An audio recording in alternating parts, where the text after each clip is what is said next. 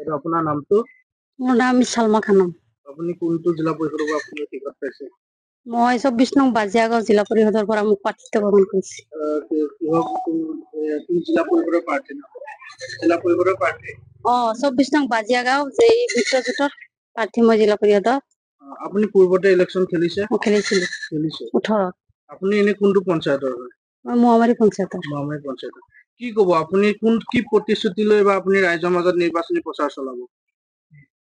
মই মোক বাজিয়াগাঁও জিলা পৰিষদৰ পৰা প্ৰাৰ্থিত্ব প্ৰদান কৰাৰ কাৰণে আমাৰ মাননীয় মুখ্যমন্ত্ৰী হিমন্ত বিশ্ব শৰ্মা ডাঙৰীয়া ছাৰক ধন্যবাদ জ্ঞাপন কৰিছো। আমাৰ বৰমপুৰ সমষ্টিৰ বিধায়ক জিতু গোস্বামী ডাঙৰীয়াক ধন্যবাদ জ্ঞাপন কৰিছো। আমাৰ চামগুৰি সমষ্টিৰ বিধায়ক দীপৰঞ্জন শৰ্মা ডাঙৰীয়াক ধন্যবাদ জ্ঞাপন কৰিছো। আমাৰ ৰাজ্যিক সভাপতি দিলীপ শইকীয়া ডাঙৰীয়াক ধন্যবাদ জ্ঞাপন কৰিছো। জিলা সভাপতি ৰঞ্জিত বৰদলৈক ধন্যবাদ জ্ঞাপন কৰিছো। লগতে আমাৰ দলৰ সমূহ কাৰ্যকৰ্তাসকলক মই মোৰ অন্তৰৰ পৰা আন্তৰিক ধন্যবাদ জ্ঞাপন কৰিছো। মই এইটো লক্ষ্য লৈ আপোনাৰ ইলেকশ্যন খেলিবলৈ প্ৰতিশ্ৰুতি লৈছো যে আমাৰ চৰকাৰৰ এটা লক্ষ্য যে কংগ্ৰেছ মুক্ত কৰিব লাগে। এতিয়া আমি পঞ্চায়তৰ জৰিয়তে যাতে সকলোকেইটা পঞ্চায়ত আপোনাৰ ৱাৰ্ড চবতে যাতে কংগ্ৰেছ মুক্ত কৰি আমি পঞ্চায়তৰ ইলেকশ্যন খেলিব পাৰো, সেইটো আমাৰ চৰকাৰৰ লক্ষ্য। গতিকে আমাৰো সেইটো লক্ষ্য। আমি সেইটো লক্ষ্য লৈ আৰু ৰাইজৰ মাজত ৰাইজৰ কাৰণে সেৱা আগবঢ়োৱাৰ কাৰণে মোৰ দৃঢ় মনস্থিতি আছে। গতিকে মই সেইটো লক্ষ্য লৈ জিলা পৰিষদৰ পৰা প্ৰাৰ্থিত্ব প্ৰদান কৰিছে মোক। সেইটোৰ কাৰণে মই ৰাইজৰ মাজত যাব বিচাৰিছো। আপুনি এতিয়া আপোনাৰ মূল উদ্দেশ্য সেইটো মানে কংগ্ৰেছ মুক্ত কৰা মূল উদ্দেশ্য। তাৰ বাহিৰে আৰু কি ক'ব? ৰাইজে আপোনাক কিহৰ বাবে ভোট দিব? আপোনাক ৰাইজে আপোনাক কি ভিত্তিত ভোট দিব?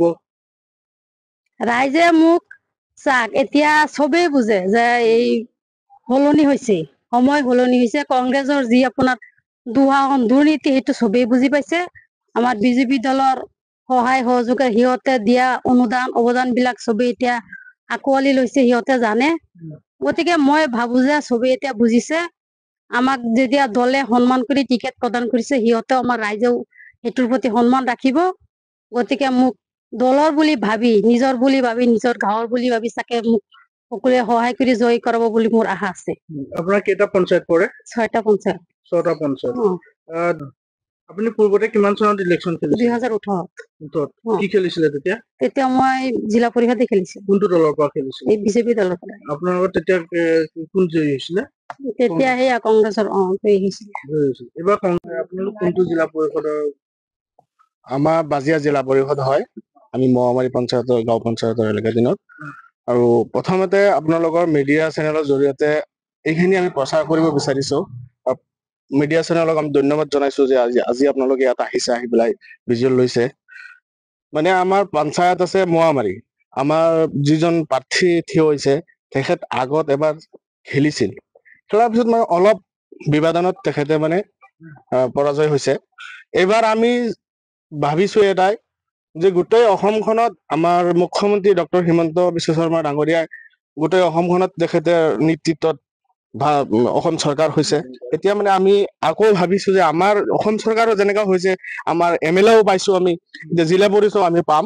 আমাৰ ৰাইজক মানে এইটোৱে আমি জনাব বিচাৰিছো, চবেই যে যেনেকা আমাৰ আগন্তুক দিনত ভাল হয় তেনেকা আমি ভাবি চিন্তি আমি ভোট প্ৰদান কৰিম। গম পাইছে? আপোনালোকৰ যিগৰাকী প্ৰাৰ্থীয়ে তেখেতৰ নামটো কি ক'লে? তেখেতৰ নাম হৈছে সালমা খানম।